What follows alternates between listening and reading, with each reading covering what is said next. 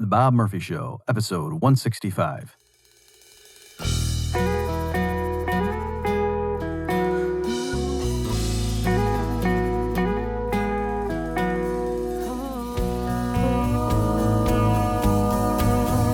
There's a tidal wave coming.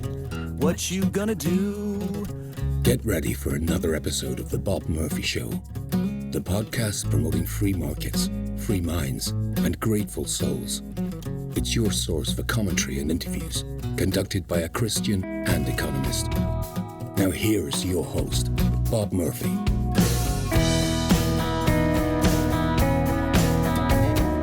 Hey everyone, welcome to another episode of The Bob Murphy Show. Today we're going to be talking with Dan McCarthy. Dan is a very interesting, thoughtful fellow, and I saw him make a Facebook post where he chastised conservatives and libertarians for their contempt for democracy, which he considered very ill-advised. So I will, once the interview gets underway officially, in the context of the interview, I'll read the long excerpt from Dan's Facebook post to set the tone for the conversation. So I won't do that now. But for those of you who don't know who Dan is, let me go ahead and read to you from his official bio at The American Conservative. Daniel McCarthy is the editor of Modern Age, a conservative review, and editor-at-large of The American Conservative. His writing has appeared in the New York Times, USA Today, The Spectator, The National Interest, Reason, and many other publications. Outside of journalism, he has worked as Internet Communications Coordinator for the Ron Paul 2008 presidential campaign and as senior editor of ISI Books. He is a graduate of Washington University in St. Louis, where he studied classics. Without further ado, here is my discussion with Dan McCarthy. Well, Dan, welcome to the Bob Murphy Show. Thanks, Bob. I'm delighted to be here. So why don't we, I know a lot of my listeners probably know who you are. You've been on Tom's show a few times, I think, and so on. But can you just give the brief background of like your role in this grand ecosystem of intellectuals who talk about the government? Sure. Well, I think you and I have known each other, Bob, going back, almost 20 years, to be honest. Yeah. To the days of, the late 1990s, early 2000s with the Mises Institute. I was a Mises Institute graduate fellow in 2003. That was the same year I came to Washington, D.C. and became a staff writer at the American Conservative magazine. And over the next couple of years, I remained at that magazine and before leaving for a little time to become a book editor at ISI Books in Wilmington, Delaware. That was in 2007. And then following that, I went to work for the Ron Paul presidential campaign in 2008. Mm-hmm. After that, I returned to the American Conservative magazine, became the editor-in-chief of the magazine in 2010. I had that position until the end of 2016. Then I became the editor of Modern Age, the quarterly journal, in 2017. And I also am the director of the Robert Novak Journalism Fellowship Program at the Fund for American Studies. So a variety of things. And in addition to all of that, I have freelance writing that's appeared everywhere from The Spectator to the New York Times to Reason to the National Interest and other publications. Okay. Maybe just so the listeners have a better sense of like where you're coming from. And by the way, what I like about you is on certain issues, I can't predict what you're going to say. So that doesn't, of course, mean that you're unprincipled. It means you're very nuanced and you're not tribalistic, if you get what I'm saying. Like, in other words, it's not that you check in with your team to see what's our stance on this. Like you seem like you think about it, fresh with, hey, what do I think about this? So what was it, for example, like why did you work for the Ron Paul campaign? What was it in particular? Well, mostly because Ron Paul was the peace candidate, and he was, the most outspoken critic of the foreign policy that George W. Bush had been conducting, which was, of course, a complete disaster for the Middle East and not exactly a good thing for America either. And I support Ron Paul on his constitutionalism. I support him on, his criticism of the Federal Reserve, and just a wonderful, human being and a wonderful candidate. My background before that, I should say, is with, Pat Buchanan, for example, was one of the great figures that I was sort of inspired by in terms of becoming involved with politics. So the sort of connection between Pat Buchanan and Ron Paul is what used to be called, sort of paleoconservatism and paleolibertarianism. Those terms have always been sort of imprecise, and they've always described a number of people with quite different qualities. But that sort of paleosynthesis was part of where I was coming from and still is for the most part. So as you know, Dan, I do want to get into this Facebook post that you made about democracy and how you think libertarians are wrong in their typical reactions to it or commentary on it. But just for the benefit of our listeners here, because the stuff you just touched on, I realized I think there's probably a large swath of them who don't fully get. Put it to you this way. So me growing up, there was a brief period where I don't know if I ever thought of myself as a conservative, but certainly the people I listened to, that's what they were in terms of U.S. politics. Like Rush Limbaugh, Cal Thomas, Mona Charen, they called themselves conservatives. And they tended to be war hawks, all right? That is very aggressive and, watch out for those liberal Democrats. They're just going to lie down and let these dictators walk all over us and whatever. And there's one language these people understand, that kind of language.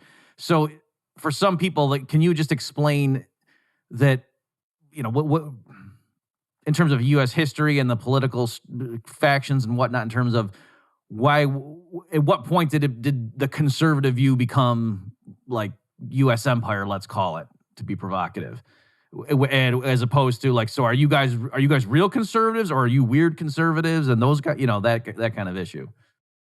Yeah, I mean, opposition to a very aggressive foreign policy is something that has cropped up on both the left and the right in American history, time and time again, in different sort of permutations at different times.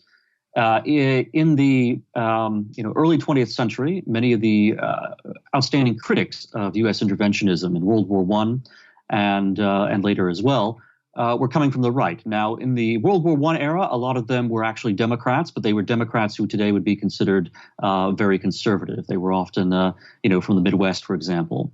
And in the period after World War II, a lot of the critics of U.S. foreign policy, some of the notable ones, were people like Senator Robert Taft from Ohio, who was a Republican, who was known as Mr. Conservative, in fact, Mr. Republican.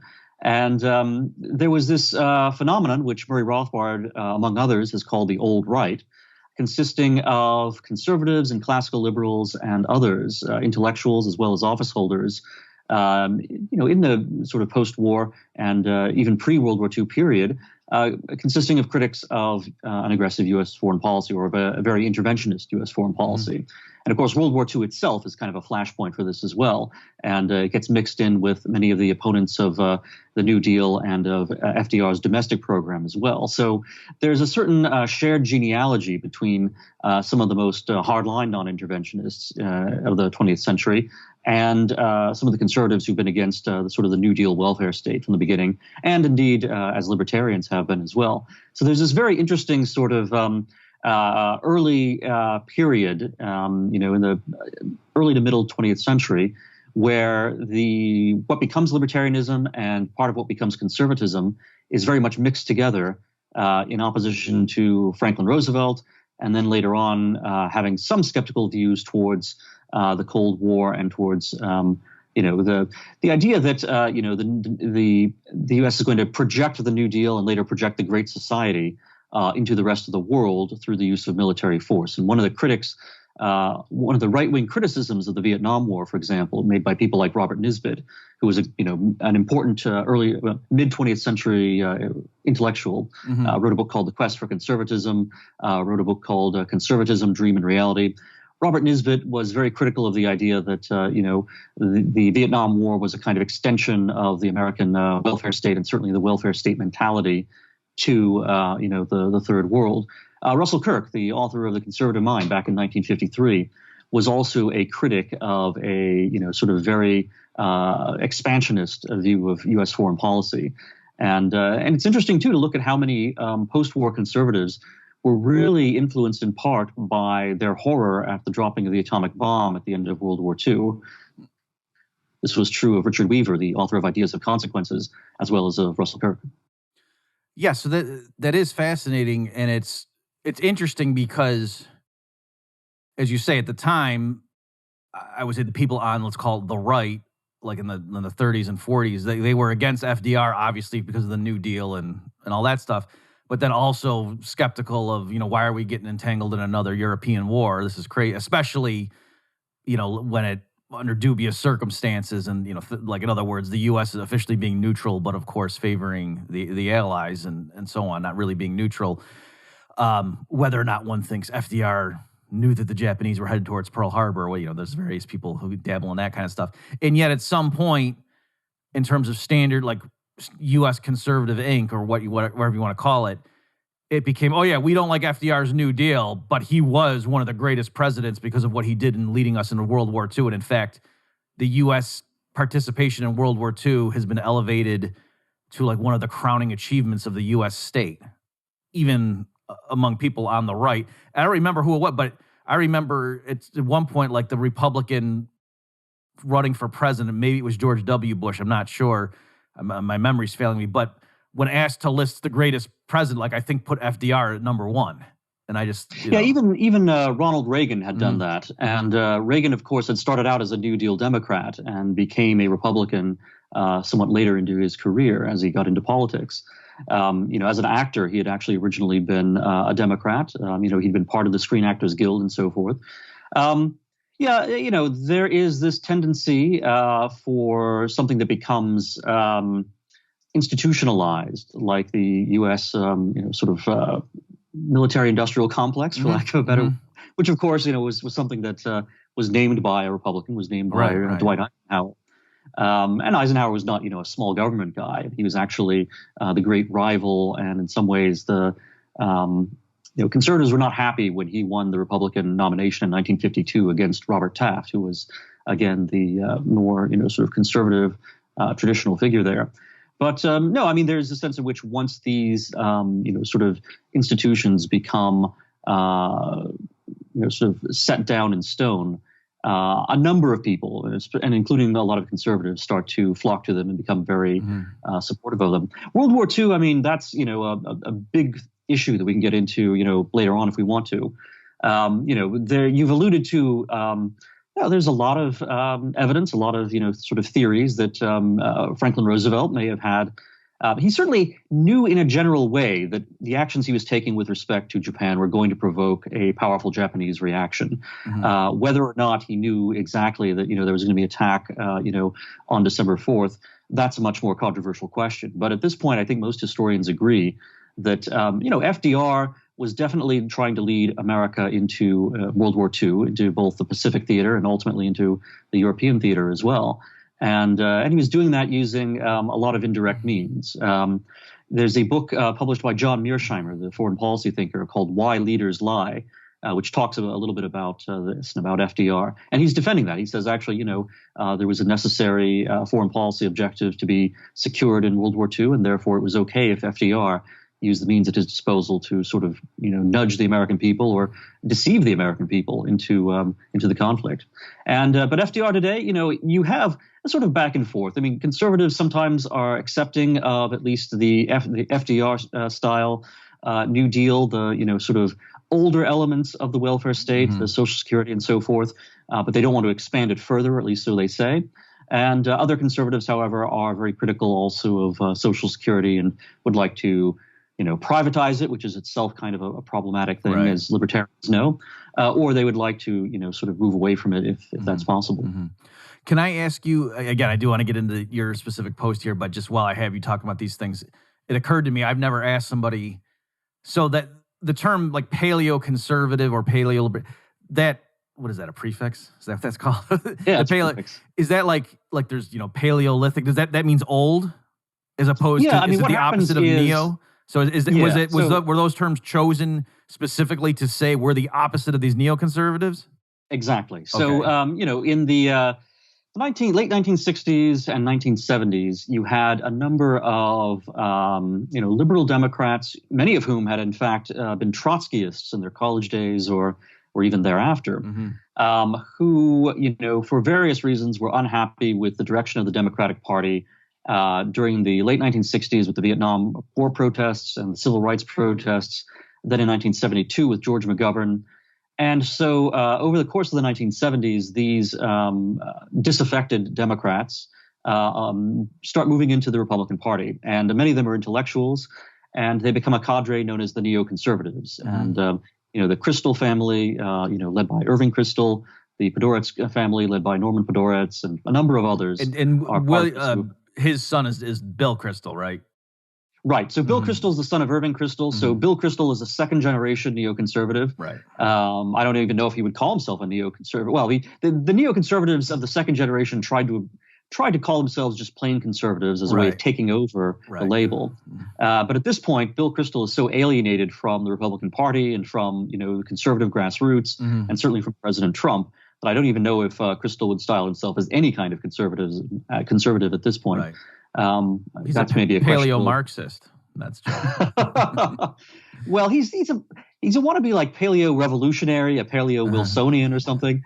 But anyway, so yeah, the term paleo-conservative and paleo-libertarian in conjunction with that comes about in the late 1980s as a reaction to the movement of these Democrats into the conservative movement, because these Democrats who had been very happy with FDR and even with much of the Great Society, they have a number of conflicts with the older style of conservative. So Irving Kristol is quite critical of Barry Goldwater, for example. He's quite critical of sort of Southern conservatism. He's quite critical of the old right and its sort of anti-government or anti-statist elements. Irving Kristol is critical of libertarians. And in general, Irving Kristol is trying to create a kind of more centrist in some ways, and one might say more left-wing in other ways, kind of conservatism in the late 1970s and into the 1980s. And this triggers a sort of conflict with a number of older conservatives who then decide that they want to have a new label for themselves to distinguish themselves from the neocons. And so they become paleo-conservatives. And a number of libertarians who are unhappy with the libertarian movement at that time because they see libertarianism as having degenerated into what was then called low-tax liberalism. But a number of libertarians in the late 1980s start to style themselves as, at least intermittently, they call themselves paleo-libertarians to signal that they have some common ground with the paleo-conservatives, especially on foreign policy, where they want the U.S. to adopt a much less activist foreign policy. Whereas the neocons are very hawkish and very imperialistic even. So that's the origin of sort of the paleo alliance or the paleo synthesis back in the late 80s and early 1990s. There's also, the paleos are all somewhat critical of what the paleo libertarians call managed trade and what the paleo conservatives, denounce as kind of free trade overall with NAFTA and things like that. Ron Paul and Pat Buchanan are both opposed to NAFTA, although they have somewhat different reasons for doing so. Sure. Yeah, I remember I got a mailer from the Mises Institute, and it was explaining would it have been the 80s or maybe it would have to be the 90s, talking about NAFTA and why Murray Rothbard was against it. And I remember being shocked at first because aren't we for free trade? And then reading it and realizing, oh, wait a minute, this is more, there's more nuance than I realized. As you say, because you don't need some huge thick document to say tariffs are zero. So these documents are huge because they're full of regulations, and in general, Rothbard was an advocate of unilateral free trade. He wasn't concerned about what other countries might be doing. He said that here's the best policy for the U.S. and it should be adopted. One more, if you don't mind, because you mentioned Pat Buchanan. Am I right in saying he was interesting because in terms of foreign policy, because he was definitely a Cold War hawk, was with Nixon, and we got to be tough with the communists over there, not let them keep taking over different countries. But yet when the Soviet Union fell, then Pat Buchanan says, okay, now we can bring the troops home because that was what we've been telling people for 40 years or whatever the timeline is. So, we're going to now not be so meddling around because we never claimed that we were being the world's policeman. It was just we had to stand up to communism. That's what we've been telling people, on the right. And so he actually believed that and then saw that, oh, no, that's not the plan, Pat, and get in line or else get out. That's exactly right. And in fact, in the forthcoming issue of Modern Age, the journal that I edit, there's a great interview by Attila Sulker, who's a young libertarian writer. He's interviewed Pat Buchanan, and Buchanan talks about this. Okay. And it's great just to see the man talk about it in his own words and say, precisely what you just said, that at the end of the Cold War, all the rationale for NATO and for a very, a widely dispersed U.S., military presence in the world went away. And so Pat Buchanan said there should have been a big change in our foreign policy, and we should have brought home our people at the end of the Cold War. That didn't happen. And of course, what actually happened was not just the expansion of NATO, but also a series of new nation building wars launched by the Bush family and by Bill Clinton and by Barack Obama as well, taking us into conflicts in Serbia and into Iraq, all around the place. Yeah. Okay. So why don't we now switch to the thing that I ostensibly asked you on to talk about? You had this post on Facebook recently, and I saw it and thought, let me get Dan on the show to talk about this. So I think the best thing to do, Dan, let me just read this thing. It's not too long, folks, and then Dan and I will discuss. So Dan says, few things are as ill-considered as conservative and libertarian contempt for democracy. The demos, is it demos or demos? Either way. Okay. You can pronounce it in English however you please. My Greek's demos not, is probably the best. Okay, yeah. The demos, so folks, is D-E-M-O-S. The demos is usually the least threatening element in a polity, the element that just wants to be free and unmolested.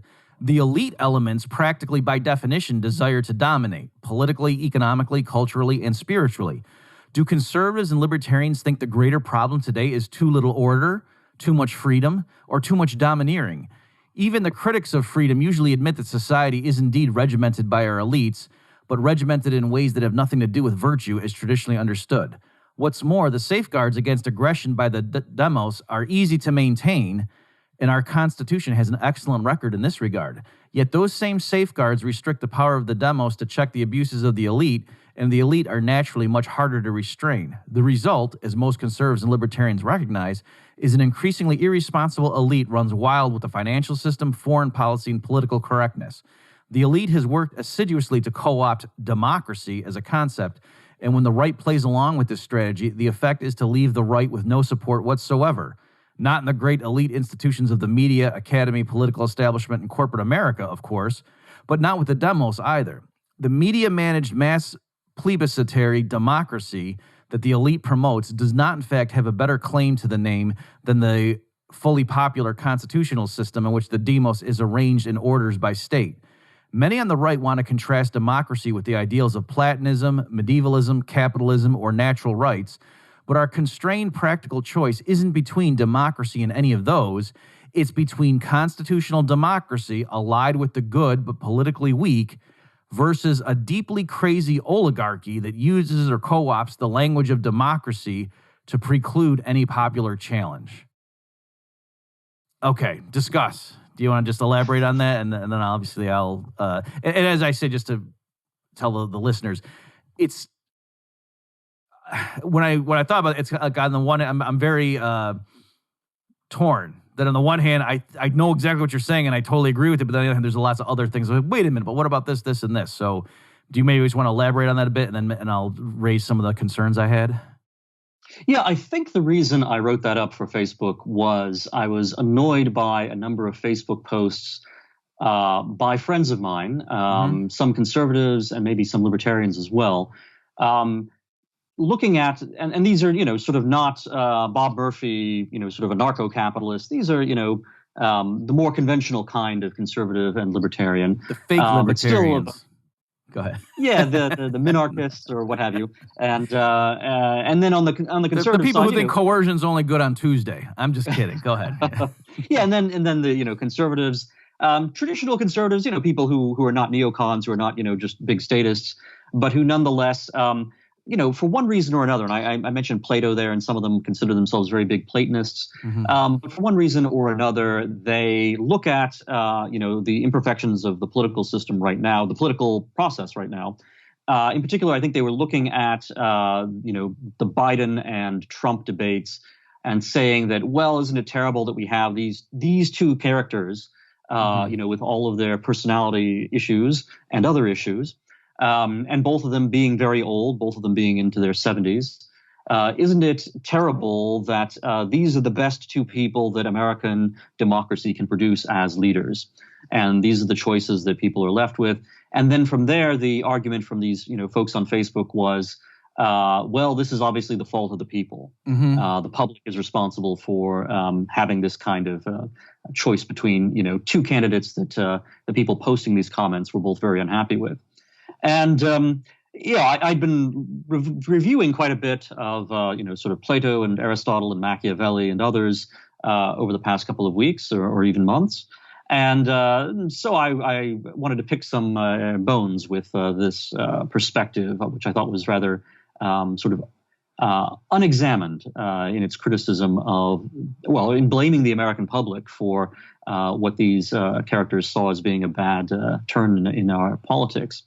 No, I mean, so basically, what I say in the Facebook post there is correct. I mean, the ordinary people, the broad public, the demos, are generally, relatively speaking, the passive element within any kind of social order or political order. Mm-hmm. So the people are not the ones out there clamoring for things to be, dramatic forms of activism. For the most part, they want to be left alone to lead their own lives.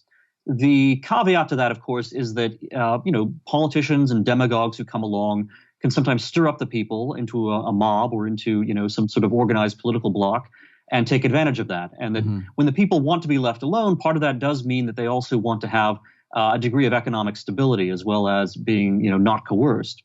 And that, too, is, of course, something that allows for politicians to sort of direct the people to their own advantage. But in general, the people are relatively, as I say, passive in the sense of not wanting to dominate. They just don't want to be tyrannized. They don't want to be dominated themselves. Whereas almost by definition, as I say in the blog post, people who are elite, the few, tend to be the ones who have more of an entrepreneurial spirit, not just the good entrepreneurial spirit in, sort of business terms, but also the bad entrepreneurial spirit in terms of wanting to, having designs to acquire power and to expand it and to dominate other people, whether that's in your own country or abroad.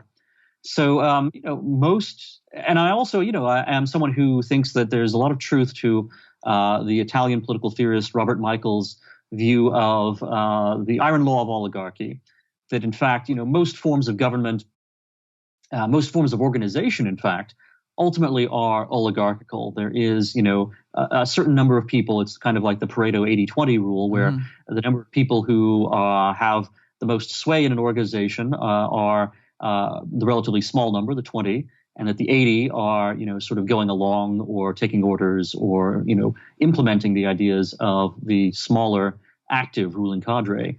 And we can get into the details of that part of elite theory if we want to later on. Pareto and Michaels and others have elaborated on that. But that actually, both Pareto and Michaels, I think, took some inspiration from Machiavelli, and certainly Pareto did. Machiavelli you have to read him carefully because he has, a lot of interesting things that he says both in the Prince and in the Discourses. You have to read both of them together and kind of also think about the sources that Machiavelli is using. Titus Livy, for example, the Roman historian, and in fact, Machiavelli is drawing upon a very large amount of classical literature in general and synthesizing a lot of. I need to remind you, Daniel, that most people, if they know anything about Machiavelli, just know it's better to be feared than loved, and that's it. That's all he ever wrote. Well, yeah, and he did write that, so at least they know something. That's a good place to begin. And most people think of Machiavelli, they just identify him with The Prince, which is a very short book, and it's a book where, people think he's advising a tyrannical, leader. That's why I said that, because I think some people have never heard others like treat Machiavelli as if he's allowable. Like, no, he's supposed to be bad. Yeah, so I mean, Machiavelli in The Prince, where he does, talk about it's better to be feared than loved. But he says, but by the way, he says it's better to be feared than loved, but you must avoid being hated. So that's kind of an interesting sort of qualification on even that element of him. But he has this other work, which is longer, called the Discourses on the First Decade, the first 10 books of Titus Livy, which it doesn't exactly contradict The Prince, but it says a lot of things. Basically, the Discourses on Livy are talking about republics, just as The Prince is talking about princely rule, monarchy, basically. And so we put these two elements together, you've got an interesting question. Is Machiavelli, sort of just dispassionately and scientifically talking about, well, here's how, a prince rules, here's how republics work? Is he, sort of favoring one over the other? Is The Prince something he wrote just to try to get a job, and the Discourses represents the real Machiavelli who likes a good republic? or are both works to be taken together, and do they kind of illuminate one another? And I tend to favor that last interpretation. I think actually Machiavelli wants a kind of a republic that has certain monarchical characteristics, and he says that if you're going to be a monarch, there are certain advantages a republic has that you should sort of tap into. And and Machiavelli, and he's not alone in this, because he's drawing upon a classical tradition which is often not stated explicitly or very explicitly in works like Titus Livy's History of Rome, but which is not really hidden either. It's just you have to know what you're looking at when you see it. But there is this sense in which our sort of good, nice American views about the difference between a republic and an empire are not quite a correct fit for the Roman experience, and they may tell us something about sort of the modern experience as well. So the Roman Republic was actually very aggressive, very expansionist. And while it did have, some element of self-government, it did have some element of democracy combined with oligarchy. That's what, kind of made it a republic in the ancient sense of the term. The sort of Roman Republic was very vigorous, very expansionist. It was not something libertarians would like. It's not something that most Americans would like. And Machiavelli, however, liked it. He liked it much better than he liked the Roman Empire, precisely for that reason. He thought that the Roman Republic had a vigor which the Roman Empire lacked, and that the Roman Empire lacks that vigor in part because it isn't a republic, and it isn't incorporating or subordinating the people in a way that actually makes the people sort of actively engaged with the designs of the elite and the oligarchy. So with the Roman Empire, because it becomes a monarchy, the people become much more inert, and the oligarchy, the sort of elite elements, are generally suppressed by either the emperor or by the military, which is a kind of independent element within the constitution for Machiavelli when speaking about Rome, the Roman Empire, that is. And you might be, again, surprised, because Machiavelli actually says, well, or at least implies, that when you get to the Roman Empire and the army becomes a force within the constitution unto itself, and in fact the dominant force, the dominant humor, as Machiavelli calls it, which is an interesting use of medical language as it was in the early modern period. This language of humor is this idea of there's blood and there's bile, there's yellow bile and black bile, and I forget what the third choler, which is, and these humors, these biological substances, these within the body, determine your temperament depending on what their mixture is. And one of the interesting things about Machiavelli is he uses this language to describe politics. And he's basically saying politics is a mixture of these different temperaments as well as these different classes or groups of people, in a competition with one another that is oftentimes kind of advantageous for the state. The fact that they're competing with one another sort of serves to actually integrate them rather than to break them apart.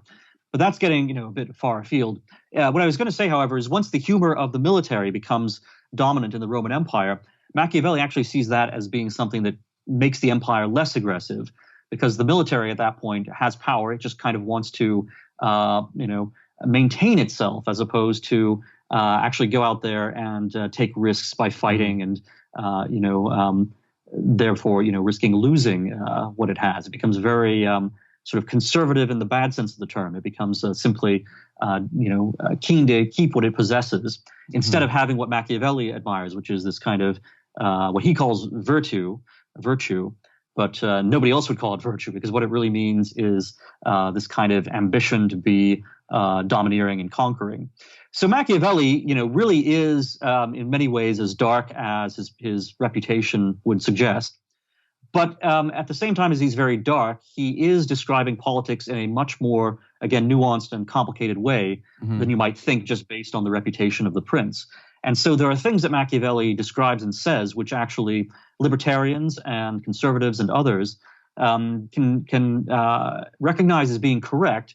And even if Machiavelli doesn't necessarily value those things, the fact that he has brought them out and helped us to understand them can be very useful. And one of those elements being that the people on their own are not this really aggressive element in the Constitution. It's rather usually the few, the oligarchs.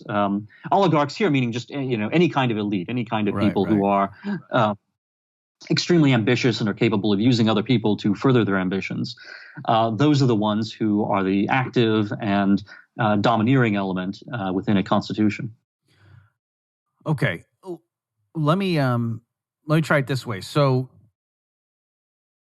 I totally understand the appeal, and I think Murray Rothbard even has written on why, in terms of just strategy. So we're not talking about libertarian theory here, but just, strategy. How are we going to get to a freer society where free is defined as, greater respect for property rights? That's the way, so a Rothbardian would think about it.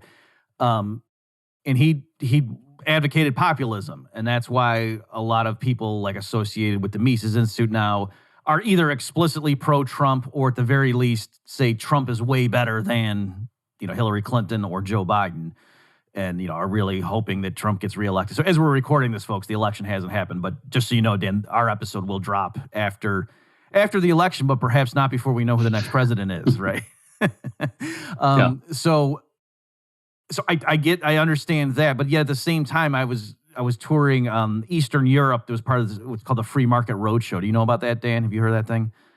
I think I've heard about it. I don't really know the details. Okay. Anyway, so its group puts it on over there, and Federico Fernandez, he and I were both presenting. I think I can say this because he was giving a public presentation. I don't think he would mind me quoting him. And he was getting, and so this was a few years ago. So Trump had won at this. Trump was the president, but. And Federico was warning people, saying he was very concerned about the resurgence of populism, with Brexit and whatever. And the reason, and he pointed to like what happened in, South American, Latin American countries, when there was a populist uprising and dominated, coming from the left and like having, quote, land reform, and things like nationalizing industries and, stealing property from people or what have you. So tends to be going hand in hand with massive inflation, price controls and stuff to keep bread affordable for the people, that kind of stuff. So to him, that was the fear of populism. It went hand in hand with terrible economic policy that on paper seems like it's good for the people when in fact it's not. Or then another obvious example would be like what happened in the French Revolution. Like I think that's what a lot of people think of as, oh no, when the public gets their dander up and just starts going nuts, look what can happen. So do you disagree with that? Or are you saying, yes, there is that, but in practice, day to day, the more serious threat is coming from the technocrats? Well, okay. So there's some, that raises a number of good and interesting questions. Mm-hmm. With respect to the French Revolution was not led by the poor. It was led by basically the rising bourgeoisie. This is a very important element in Marx, by the way, that he's, this is kind of where he draws his whole theory of revolution from. Mm-hmm. The French Revolution. Okay, so France in, the late 18th century, it's in theory an absolute monarchy. It's an absolute monarchy which has softened up a little bit since the death of Louis XIV. So by now you're on Louis XVI. Mm-hmm. And basically France has become somewhat more commercialized. And you do have a rising commercial element, and you also have, a class of sort of lawyers out in the provinces, and sort of other elements which are increasingly prosperous economically, but they have no share of political power because, again, in theory, France is something of an absolute monarchy. You do have a landed aristocracy of a sort, but this landed aristocracy, as Tocqueville talks about in a wonderful little book called The Old Regime and the French Revolution, which people should definitely read as well as Democracy in America. But Tocqueville talks about how the landed aristocracy, which used to provide at least a sense of noblesse oblige within their areas, had sort of been severed from any connection with the population in the localities. And what happened is basically these aristocrats, these local aristocrats, instead of having a connection to their estates, they basically became kind of absentee landlords. They moved to the cities. They were attracted to Paris. They wanted to hang out at the court. And so that element of sort of local aristocracy was deficient or was removed in this French absolutist system. Power was theoretically being concentrated in the monarch, but in fact, economic power and a lot of sort of rising power within France was in the hands of sort of individuals engaged in trade or in the law. And this element, they are the ones who are represented in the Third Estate when the Estates General meet. And the Third Estate, of course, takes over these other two estates, the other two estates being the clergy and the nobility. when they come together in the Third Estate, Louis XVI has called them together into basically France. In the late 18th century doesn't have a standing parliament or a regularly sitting parliament like Britain does. Instead, it has this sort of ancient institution of the Estates General, who only come together whenever the king summons them. And the king only summons them when he really needs money. And, Louis XVI in the late 18th century is hurting for money because he has lost the 7 Years' War with England, and he's also put a lot of money into the American Revolution. So he calls the estates. That last element there, I wasn't on my radar because recently, because of current events in the U.S., I was watching with my wife documentaries on the French Revolution. I didn't realize that element, that part of why the king of France was in such trouble is because he lent so much money to the Americans in their effort. Yeah, it's a great irony that Louis XVI, who in theory is an absolute monarch, is the guy who saves the American Revolution, and in the price he pays for saving the American Revolution is a revolution that chops off his head. So history is full of painful ironies like that. It's one reason why Machiavelli had such a cynical view as he became a sort of analyst of history and of politics. So the French Revolution actually is more from this rising prosperous class who don't have political power, and they say, wait a minute, if we've got prosperity and we clearly are. They see themselves as being intellectually kind of superior. They're informed by the Enlightenment. They read a lot of Voltaire. They read a lot of Rousseau. They read a lot of Diderot and all these others, the encyclopedists. So these rising bourgeois, they see themselves as quite intellectually advanced, and they see themselves as prosperous, and that's a sign that they should have some amount of rule. They really like the British Constitution in theory. And they see that the British Constitution does allow for, the House of Commons to have much more power than, commoners have in France. So when Louis XVI brings together the Estates General, which is the nobility and the clergy and, what in Britain would be called the Commons or the Third Estate, this Third Estate, the bourgeoisie, they take over the Estates General.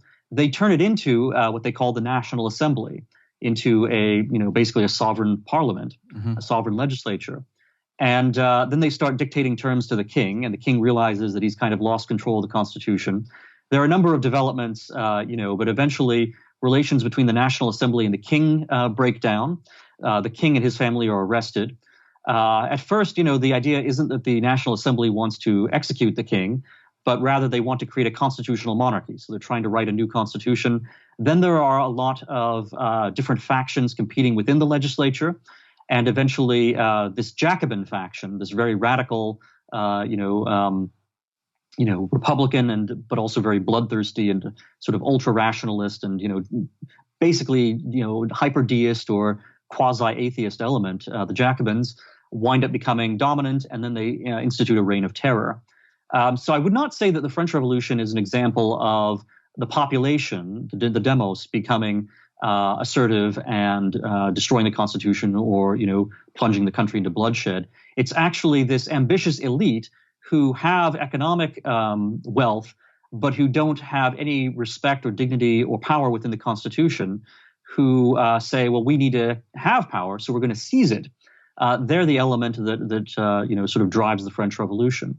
And that shows, by the way, how an elite which may start out as sort of intellectual and economic might decide that, well, if we're clearly superior to these other elements in the Constitution in these non-coercive ways, then maybe we should be the ones who have coercive power as well. Why should that be in the hands of the king or theoretically in the hands of the lower people or something like that?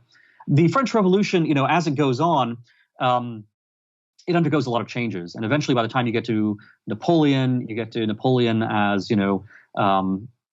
one of the consuls that they create, and then eventually he becomes emperor. Napoleon does institute a kind of Caesarism where there's a relationship between the mass public and the emperor, basically. And that, of course, really is a pretty strong parallel to what we see happening at the end of the Roman Republic, where Julius Caesar becomes Julius Caesar is, of course, he's in Rome. You have these two factions, the popularists and the optimates, and Julius Caesar is actually on the more popularist side of that argument. So one side the optimates are they're on the side of the privileges of the Senate, and they want to maintain. They're the more conservative element. They want to maintain the old Roman constitution, and the popularists, people like Caesar, are in favor of sort of land reform, just as you'd mentioned earlier. Mm-hmm. They're in favor of basically rewarding the veterans of the Roman army and of Rome's many wars with more land taken from conquest or sort of reapportioned from earlier conquests, from the rich to the military and to the people in general. And of course, in the process of that, you also have these very rich Roman leaders, people like Caesar, putting on big public festivities, banquets, handing out basically a sort of private welfare system where they are personally sponsoring meals and games and other things for Rome's poorer citizens. And in doing that, these generals like Caesar are able to subvert the constitution. They basically take advantage of the weakness of the people, the fact that people are very needy and need economic support and want economic support. And someone like Caesar takes advantage of that. He combines that with military strength, and he gets to a point where he can overawe the Senate. And the Senate, of course, decides, well, we don't like this, so they assassinate Julius Caesar. Mm-hmm. And that plunges Rome into yet another cycle of civil wars, which ultimately leads to Caesar's nephew, Octavian, who becomes the Emperor Augustus, to institute the Roman Empire. And that's a long story too, of course. But even with the Roman example, the driving element there, the people play a role, and it is a role in the destruction of the Constitution. But it's a role that where the active element, the seduction, is carried out by people like Caesar, who are going out there, and it's not uprising from the people themselves. It's rather that there are these leaders who say, "Aha, the people are weak. They feel oppressed by the Senate and by the Senate's wealthy elements. Mm-hmm. And so I, as a general, and I, as a wealthy Roman, can go directly to the people and say, I will support you because the Senate isn't doing enough for you, and therefore you should support me, and maybe in the process I will overthrow the Senate." Now, in Latin America, I think you sometimes see a very similar thing happen there as well. So someone like Chavez and Maduro, clearly they are a kind of they're not just a spontaneous manifestation of the people. They really are sort of an agitating left-wing cadre of their own. And of course, this is sort of the role that Lenin perceives left-wing parties, communist parties basically, as having. So with the Russian Revolution, it's also quite similar. Most of the Russian revolutionaries are not the poorest people. They rather see themselves as this, sort of incipient middle class that should have a role as a vanguard in bringing about the not only the end of the Tsardom, but also finally the transformation of Russia and then the rest of the world into a proletarian state. But before you get to the proletarian state, I mean, for Lenin, it's not the people who kind of liberate themselves necessarily. It's rather this revolutionary cadre, this special class who are intellectually more advanced because they've read Marx, mm-hmm. and who are also the vanguard of history. And here they're drawing on some Hegelian ideas that are also in Marx. This idea that you need, just as Hegel thought that Napoleon was kind of history made manifest and was an individual who was personally driving history forward. For Lenin, the party is a institution that is, not personally, but as an institution or as an institutional person is driving history forward. And you can't rely on the proletariat to liberate themselves. You have to have this revolutionary cadre. And most of the time in Latin America, I think that's what you see. You don't see just ordinary peasant rebellions. You actually see rebellions that are ginned up. I mean, in Latin America, a lot of times, it is just as in America, it's academics. A friend of mine, in fact, I don't know how public his experience is, but a friend of mine was in Latin America recently, and he was teaching there. He was, a free market economist, and as he was going back to the airport to come back to the United States, there was basically a left-wing protest that he got caught in the middle of, and it was sort of not quite a revolutionary situation, but something that was pretty hair-raising, mm-hmm. And he noticed that, a lot of the slogans and other things that were being written were these crazy sort of American-style far-left identity politics slogans like "end the heteropatriarchy" and stuff like that. So even though you would think that these Latin American revolutions are meant to be, sort of peasants and just people who are economically unhappy and who want, sort of free bread or whatever, in fact, a lot of it also there is driven by academics and by students and by revolutionary cadres, whether they're organized as a communist party or something that's equivalent to a communist party.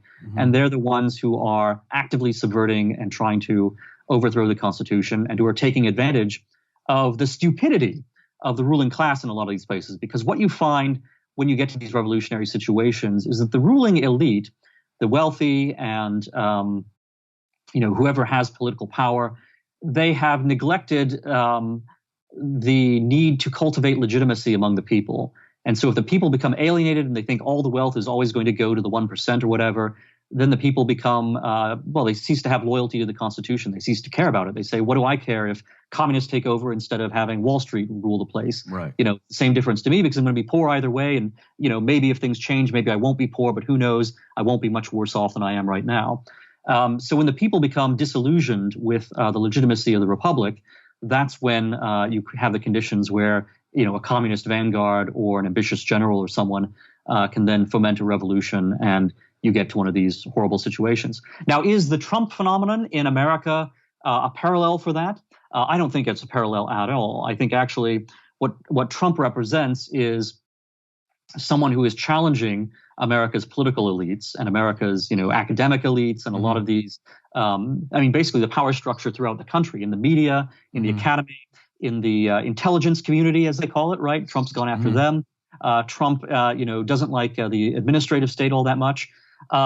Trump is someone who's actually restoring our Constitution precisely by taking on these oligarchical elements, which have been, seducing the public, perverting the people, and damaging our Constitution and leading it into, a much more coercive and a much more exploitative kind of system. So Trump himself may not be a libertarian, but he actually has a very significant libertarian effect simply by taking on the most corrupt and the most dangerous elements in our Constitution right now, which are these unaccountable elites as opposed to the mass people.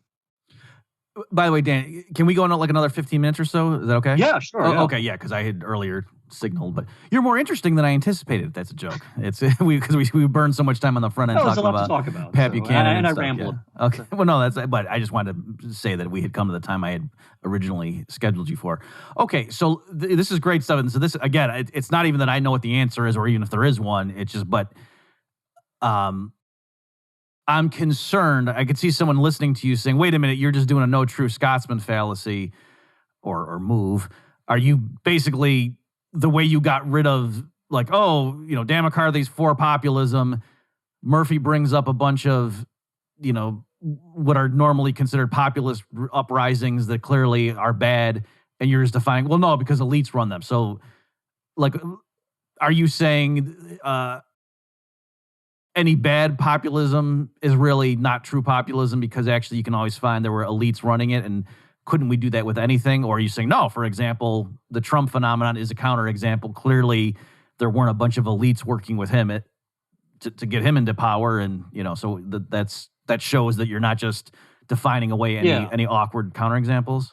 Well, a true Scotsman fallacy, I think, is generally concerned about a label. You have, if you take the Scotsman element out of the true Scotsman fallacy, then you don't have quite the same thing.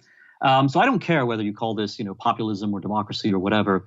Rather, it's the, it's the fundamental relationship between these different elements in a society that I think is the key question. And it's not that the people are angelic or anything like that. It's rather that they're just not. Masses do not spontaneously organize themselves usually. Now, sometimes, you do have, and when I say masses, there's sort of two different elements here where, you can have a spontaneous demonstration where you have crowds, come out and, they're unhappy about a police shooting or they're unhappy about something else. Maybe it turns into a riot. But that's not quite the same thing as, a whole mass public spontaneously deciding to have a revolution or something. Normally what you get is that there actually are these revolutionary elements, these cadres and vanguards, which are doing a lot to foment things. And usually they are not representative of the poor people. They're actually representative of a rather rising element of, maybe they're wealthy or maybe they're educated, but they are distinguished as a few compared to the many who are not at that level. Now, again, if you look at people like Pareto and Roberto Michaels, there is this idea of an iron law of oligarchy, which would say, yeah, all institutions, are run by a small group of people. They're not run by, the large number. They're actually run by, the most competent and the most active element within them. And there's an element of truth to that. So, but it's just a way of, but that too is a way of saying that, again, the 80%, the broad public, is generally not the thing that's driving the action. It's there. It's something that can be taken advantage of. It has its vices as well as its virtues. But in terms of the really aggressive, ambitious element, and even in terms of human personality, I mean, the number of people who are truly ambitious and who want to rule other people and dominate and build things, whether they're building something good or bad, that personality type tends to be relatively rare. Most people are not entrepreneurial, and this is something I think libertarians have a bit of a problem with, because a lot of libertarians kind of want the entrepreneur as the ideal human type to be something that everyone exhibits, but most people actually want, a degree of security. They want, to be left alone. They don't want to be ordered around. They don't want to be dominated, but at the same time, they also want to be comfortable, and that's kind of, what most ordinary folks have, as their default point of view. Whereas the people who have, more entrepreneurial urges for the good or for the less good or for the evil even, those tend to be a rather smaller number of people, a personality type that's much more unusual. And they're the ones who tend to do both the very good things in society and also the very bad things in society. Okay, let me try to distinguish what your position is. On the one hand, you could be taken to be saying, if you just really did a straight up like poll of the people, especially like if you gave some time for various contributors to get up and say some things to try to give them information or to steer them, and then just had a poll like, should we bomb Iran? Yes or no? That even though they would disagree that, the public will is not good, that it's not that the people are wise and benevolent all the time and virtuous, but that would actually be better in practice than the current system where the elites kind of run the show and the people are just, we check in with them every 4 years and there's, they don't really have much influence on what happens. They pick among the two candidates that are basically the same thing normally until Trump came along. There's that element, or are you just saying, oh no, the people often do pick horrible things and they do go along with, George W. Bush and the neocons whipped them up into after 9/11. They did want to go invade Iraq. That wasn't against the people's will. They were for it. They were lied to and blah, blah, blah, but still they should have known better. But your point is the people only do something really bad when the elites mislead them. So do you see the distinction I'm drawing? Yeah. Which is close to what you're arguing? Well, in something like the Iraq War, clearly, it is, the neocons and George W. Bush who come up with the plan. They come up with a way of sort of frightening the people, and they take advantage of the fact that people are already frightened after 9/11 to, create public support for the war. What you tend to find with America's wars is that almost all of them are popular when they start. And then over the course of, after 18 months or so, they start to lose popularity steadily. This is even true, I think, with respect to World War II. It's certainly true with respect to the Vietnam War, to Korea, and to our more recent wars. And I would say that actually, sort of supports the claim I'm making here. The public can certainly be riled up. They can be driven to war. But generally, the people are, first of all, not the ones clamoring for war. It's not like they're getting into the streets and saying, we need to bomb Iraq right now. We need to bomb Iran right now. We need to, invade this or that. It's always got to be someone going out there and telling them, oh, did you know the Iranians are going to kill you? Did you know the Iraqis are going to, sort of nuke the country? What are we going to do about that? Hey, why don't we go to war with them? And then people say, yeah, let's go to war. So, again, it's a question of who's pulling the trigger and who's loading the gun. It's almost always the elites who are doing so. It's not that the public can never, ever, do something crazy spontaneously. Maybe it can, but it's generally not in the nature of a broad public to do that kind of thing spontaneously. Normally, it is something that an elite cooks up. But an elite is able to then get the people to be riled up and to support something, like a war. But then the people tend to revert to their, sort of typical character of not wanting to be dominated and not wanting to be pushed around and not wanting to be sort of pawns in someone else's game. And as a war goes on for more than 18 months or so, the public starts to realize, wait a minute, what the hell are we getting out of this war?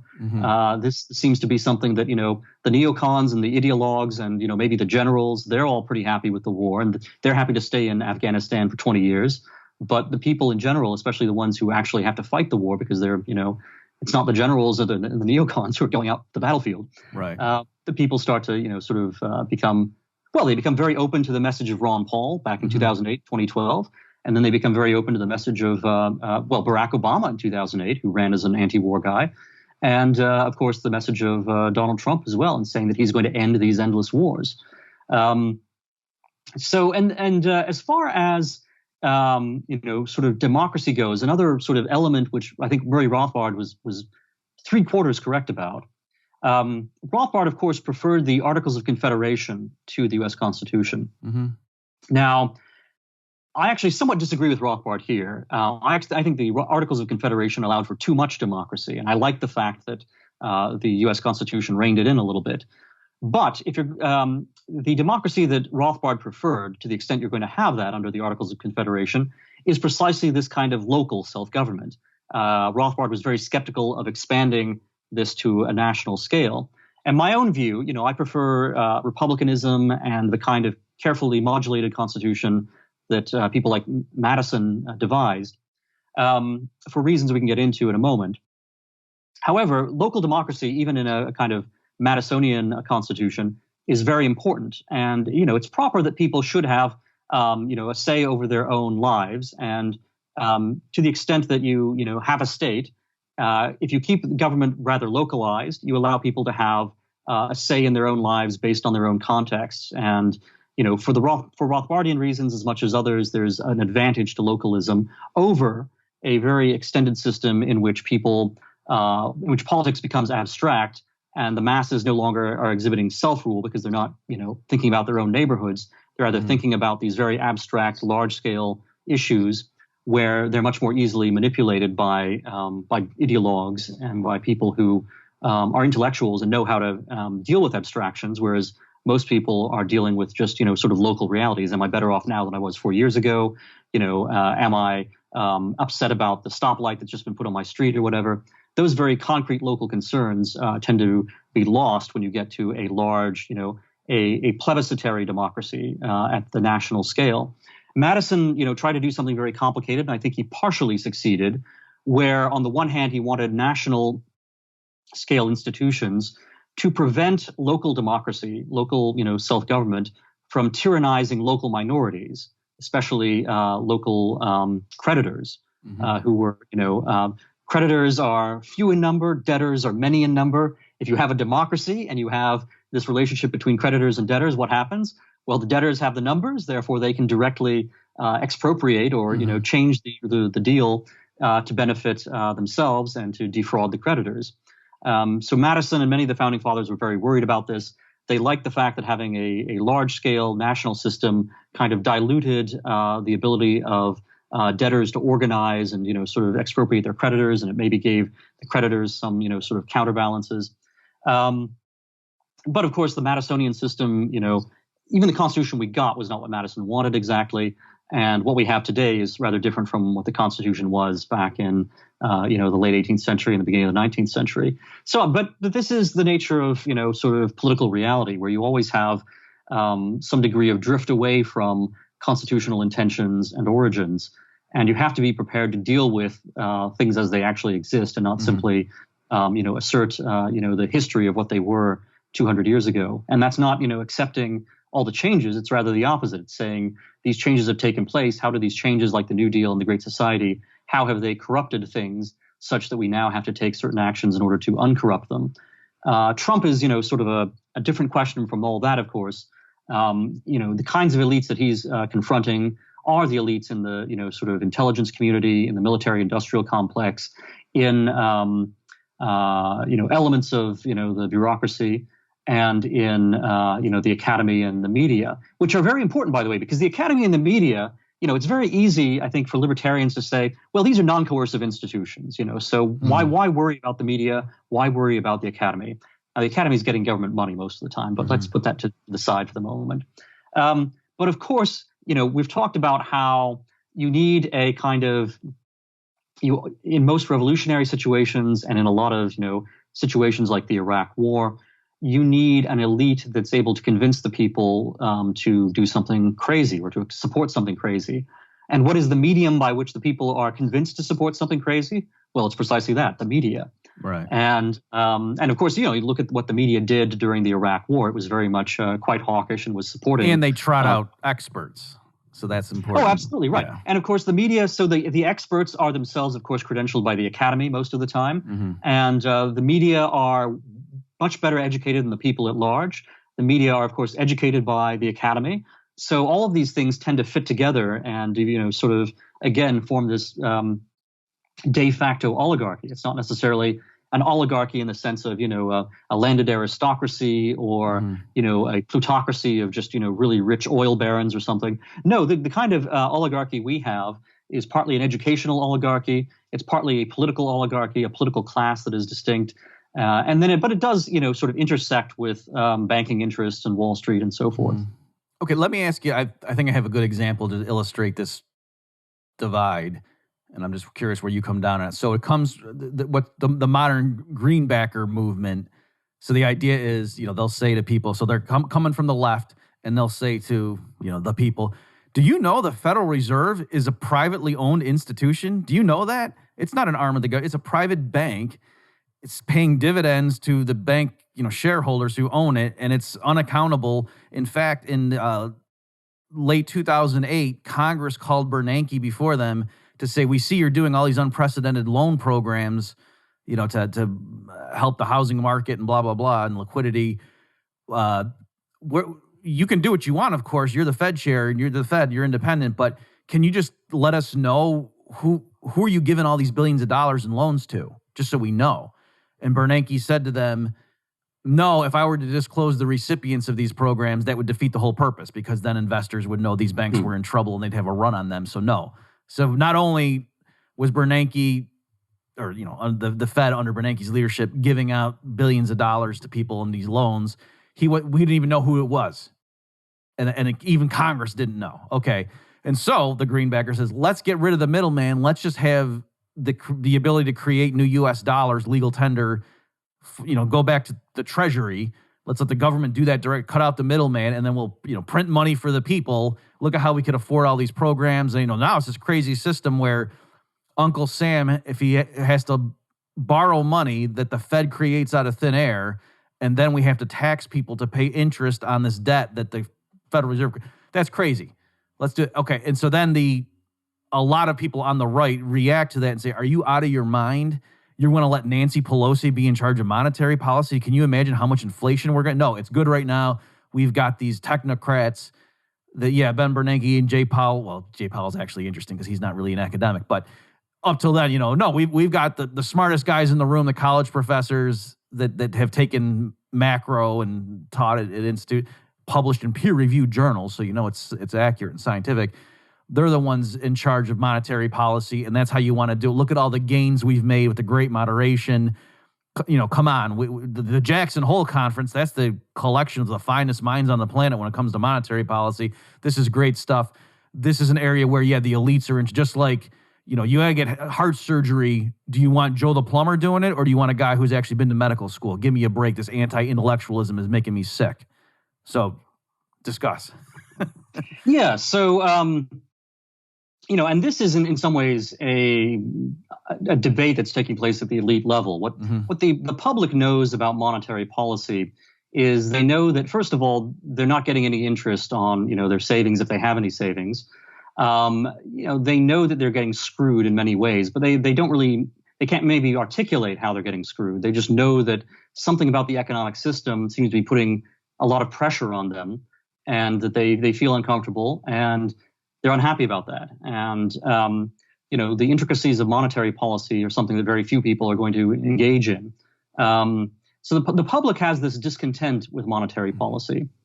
And politicians and activists who, are the modern greenbackers and who say, well, we should take this away from the Federal Reserve and put it into Congress, they are looking at that discontent among the people, and they're saying, well, here's something which can remedy that discontent perhaps to some degree. And also here's something which can show that Congress really does represent, or at least, can claim to represent the public's interest.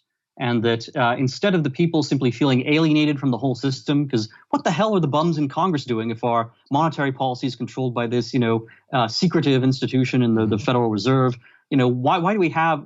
How can you call that self-government if our money, something as fundamental as our bank accounts, are at the under the sway of this unaccountable institution, the Federal Reserve, or minimally accountable institution, as opposed to the accountable representatives who at least have to face us in an election.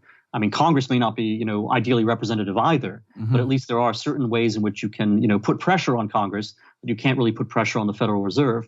So the politicians who might support this modern greenbacker movement would see this as a way of not just addressing some popular concerns, but also as a way of strengthening their own institution and their own sort of position in the Constitution, a way of showing that, that they should have a connection to the people and to something as important to the people as the stability of the money supply or the value of the money supply. And that, moving this power from the unaccountable and illegitimate institution like the Federal Reserve and putting it into a more legitimate and more accountable institution like Congress would be beneficial, because that will not only maybe be good for monetary policy, but it'll also be good in terms of the constitutional order, that people would then have an interaction with Congress instead of having no interaction with the Federal Reserve, and having this sort of secondary monetary constitution that's separate from the political constitution we have. Now, the intricacies of the monetary policy there, I mean, there obviously is, the Federal Reserve is terrible. And the alternatives to the Federal Reserve are often quite terrible as well, especially if it becomes political control under Nancy Pelosi. So I'd be cautious about that. But at the same time, I mean, the fundamental critique is sort of correct. Now, it does lead into this problem where banking in general, and this with fractional reserve banking and everything else, is something that has an enormous effect on the fortunes of every person in the country. And it is something which politicians and technocrats can't really micromanage, but it's also something where the banks left to their own devices tend to run wild and create some problems themselves. So it is one of the fundamental, sort of tensions and difficulties in our country. And that's why it's recurrent, I think. It's why you see, every 20 or 30 years, there's going to be a new movement that arises that starts addressing this in one way or another, whether it's Ron Paul talking about the Federal Reserve, or whether it's, the greenbackers of the 19th century talking about how they wanted to, have bimetallism or whatever. I guess the greenbackers weren't for bimetallism, but the bimetallists were for bimetallism. Right. All these monetary, theories, some of which are cranks and some of which are solid. But it's something where banking is so basic, not only to the economy, but to just ordinary life, that it becomes a big political question. And in a country like our own, where you do have, a state that is, has this popular element, and you do have these questions of, early on we talked about how in the revolutionary and, under the Articles of Confederation, there was this tension between debtors and creditors. Well, obviously, monetary policy is kind of that on an even larger scale. Right. So I think it's a fundamental and almost unresolvable problem in, our political system and our economic system and how they interact together. However, I do think there is some benefit in at least clarifying for the wide public, that these issues are out there and they need to be thinking about them. And some degree of political influence on these questions is necessary. And the Federal Reserve has been, sort of too mysterious and too unaccountable for too long. And so it's certainly appropriate if Congress is saying, you have to tell us, where this money is being spent and what these numbers are. And that doesn't necessarily mean you're going to assert full control over the Fed, but it does mean you're at least going to start a conversation about what's really going on. And by the way, I forgot. I meant to lay out like a three-part or a threefold type of reaction, and it sounds like you just hit that, where, so yes, there's the typical greenbacker, then like the elitist right-wing criticism of that with respect to the Federal Reserve. And then there's also the more, I guess, nuanced or fatalistic right-wing thing to say, yes, obviously Nancy Pelosi running monetary policy sounds like a disaster, but as you said, Dan, at least it would be more transparent. And at least then when there was price inflation, everybody would know where to put the blame, or it would be more, they'd be more likely, and technically you could vote the people out.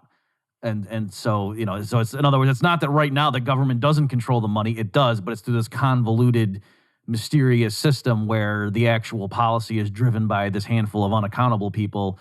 And so, so there is that element as well. It sounds like that's kind of close to what you're saying. Let me end with one last example and to get your view on. So it's interesting, this, I'm sure you've noticed this, the way people nowadays use the term democracy, all it means is a government that I like. And so, for example, if Trump came out and said, you know what, CNN just keeps running all these fake news articles, we're shutting down CNN. We're going to take its main, people, and we're going to prosecute them for libel, and, we're going to put these people. And suppose 60% of the public agreed with that. I guarantee you all of Trump's critics would say this is the most horrendous violation of democracy in U.S. history, that he's imprisoning people who work for CNN. But if by stipulation in this example, 60% of the public was for it, that would be democratic. The people are for it. And so there is this weird thing where by democracy, they don't mean what the people want. They mean what we think a good government does, and freedom of the press is a staple of a good government. So therefore, that would be undemocratic to lock up journalists, regardless of what the people want. So more generally, like when Trump calls fake news and, attacks the press and whatever, he's at these rallies and look at the fake news out there. Come on, give him a hand. And people get all nervous about, oh my gosh, he's assaulting the institutions of a free society. What's your take on, like, do you think that's hilarious? And like, yeah, the people harming the country for the last 40 years have been the media, and I'm glad someone's calling them out. Or do you understand why the leftist critics of Trump are so concerned about this is not a good precedent if the president's vilifying the press? Okay, so two things. First, I want to go back to what you'd said earlier about monetary policy. And I just want to, as kind of an overall statement, the art of having a republic means you have to reconcile these popular and elite elements. And you have to keep them, in some sort of relationship that maintains the Constitution, as opposed to something that either goes in one direction, which is probably not towards a kind of pure, sort of direct democracy, but is rather going to be towards some sort of popular dictatorship, which is, Caesarism, basically. That's one way in which a, republic like ours might collapse. But then the other danger in a republic like ours is basically consolidation of oligarchical power. And you can actually find a number of, Greek city-states where you did have democracy, or, Renaissance city-states where, you had at one time democracy of a more or less direct kind, but sometimes not totally direct, that then becomes corrupted and taken over by an actual oligarchy. So that's something that is, relatively common in history. And in America, in the modern world, things are much more sophisticated and complicated and on a larger scale. But those fundamental forms of degeneration of a Republican constitution are probably still the possibilities we're looking at. So you can have a constitution that collapses because it becomes a Caesarist dictatorship, and you can have one that collapses because it becomes, basically an oligarchy and subverted by the elite. Regarding Trump and his attacks on the media, first of all, you're right. The word democracy gets used and abused in so many different ways. And actually, one of the interesting ways in which it is abused right now is that the elite has redefined democracy to mean whatever it likes. And, you see this in the media. You see this especially in the academy.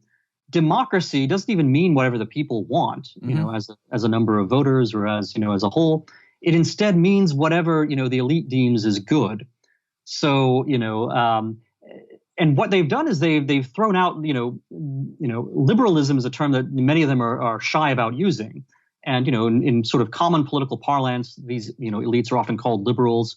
But of course, they're not classical liberals, and they're not people who are reading, Hayek and certainly not Mises.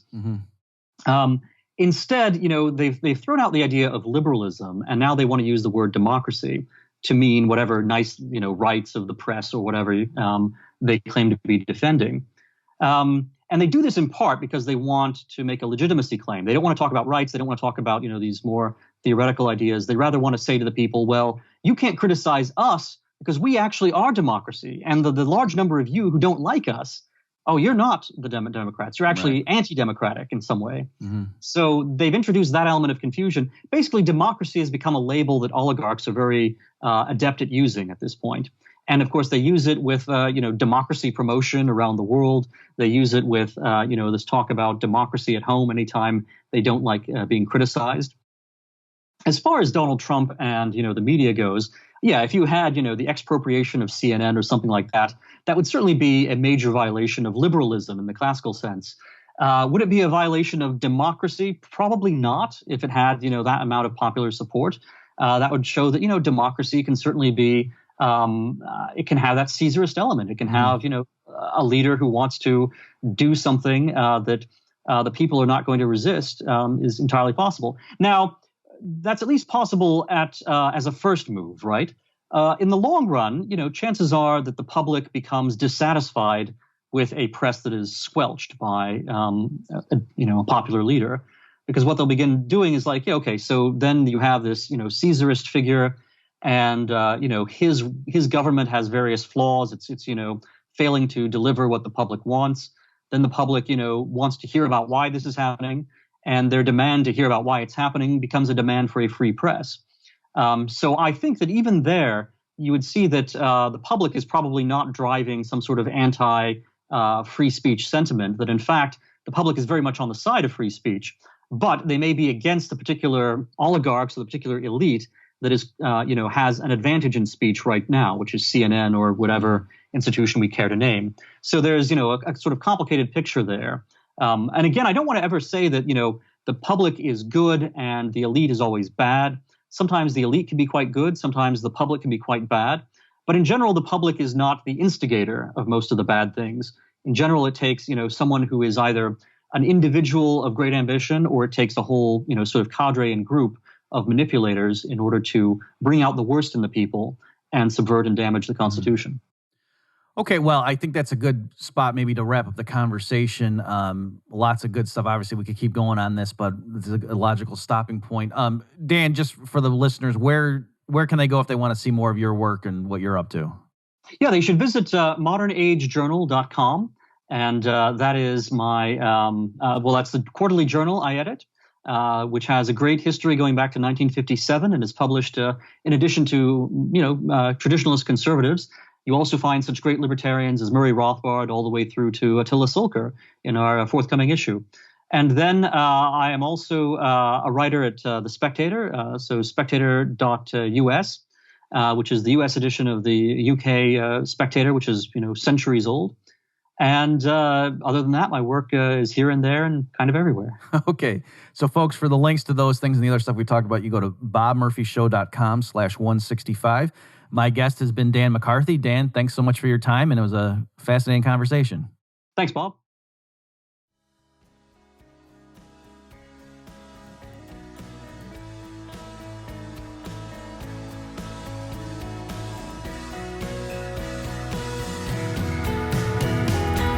You've just experienced another episode of The Bob Murphy Show, the podcast promoting free markets, free minds, and grateful souls.